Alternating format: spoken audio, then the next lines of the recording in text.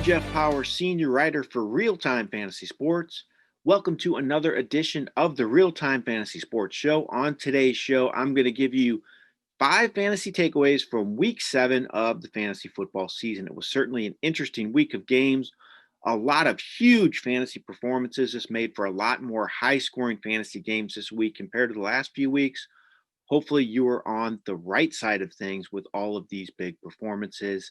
There were certainly some just monster games from several different positions made for really, like I said, a high scoring week. Hopefully you came out on the winning side of things. Okay, here's my first fantasy takeaway of week 7. A couple rookie quarterbacks have a chance to be fantasy studs for years. So both Joe Burrow and Justin Herbert, they have a chance to be really good, I think. Joe Burrow, this past game, 40.7 fantasy points, had his first 400-yard game of his career, a 4-touchdown performance. He has 5 300-yard games this year, and he's doing this behind a poor offensive line. He was without his starting running back this week, still posted huge numbers. I think this kid's special. He could really be a stud for a lot of years to come.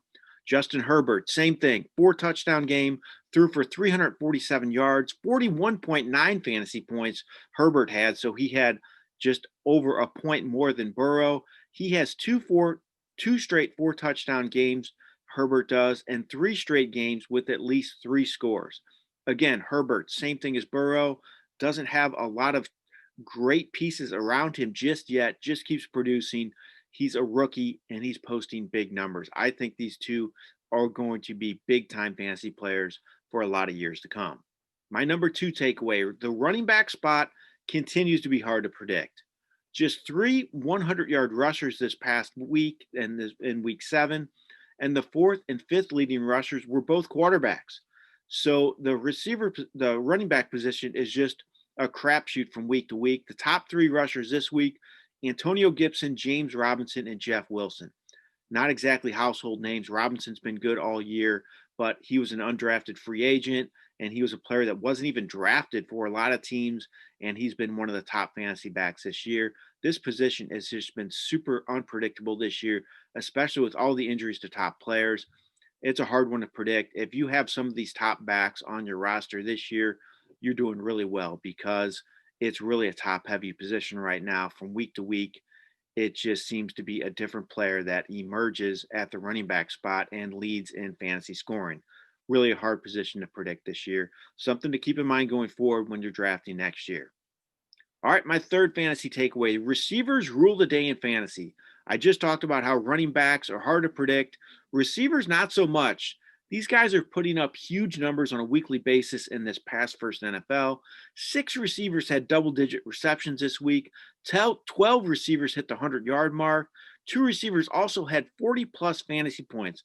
Those are just huge days. And for me, this kind of tells me that when I'm looking at that flex spot with how unpredictable running back has been this year, normally I always lean running back at the flex position, but I might be looking at receivers more. They're having the bigger games, a little easier to predict at this point. So it's just something to keep in mind for the rest of this year. This receiver position has really been huge a lot of weeks for fantasy owners. And speaking of the receiver position, here's my 4th fantasy takeaway. The Bucs receivers are hard to trust right now.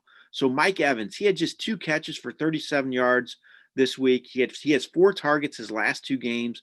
Really been hit or miss this year. He's been hurt. He's been up and down, though, even when he's in the lineup. So Chris Godwin, he led the team in receiving this week. He had 9 catches for 88 yards and a touchdown, but he has fewer than 50 yards all of his previous games, and he has not had a 100-yard game all season. So Godwin hasn't exactly lit it up either. The most reliable receiver for the Bucs this year has actually been Scotty Miller. He led the team in receiving this past week. He had 6 catches for 109 yards and a touchdown. He's been the guy that's been the most consistent, but now his value is thrown in flux because they add Antonio Brown to the mix. He should be in the lineup sooner than later. He's just going to complicate things even more for all of these options. It's going to be a hard position for fantasy teams to trust the rest of the way. I mean, you can't bench Evans and Godwin, but I wouldn't be surprised if they're erratic like they have been the rest of the season.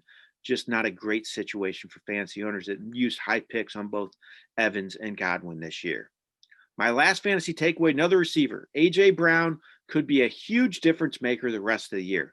I was really high on Brown before the season. Injuries slowed his year, but he's back. He's playing great football, showed his huge weekly potential this past game.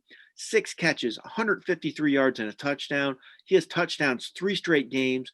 He's been targeted at least 7 times in every game this year. He just makes big plays with the ball in his hands, and he's also a top red zone target.